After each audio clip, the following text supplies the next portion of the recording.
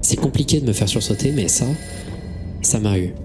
L'arrêt de la musique, sa texture distordue avec ses visages, similaires à celui qui m'avait observé dans la pénombre juste avant.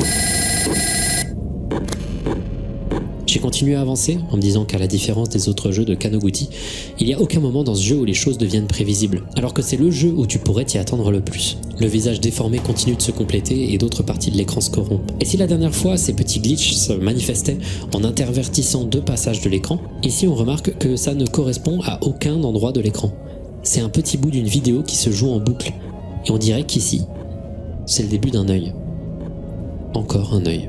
Le jeu est bon pour te mettre dans un état de tension, mais aussi pour t'hypnotiser. Tu t'y fais au bout d'un moment à l'environnement, et donc quand le jeu te fait ça,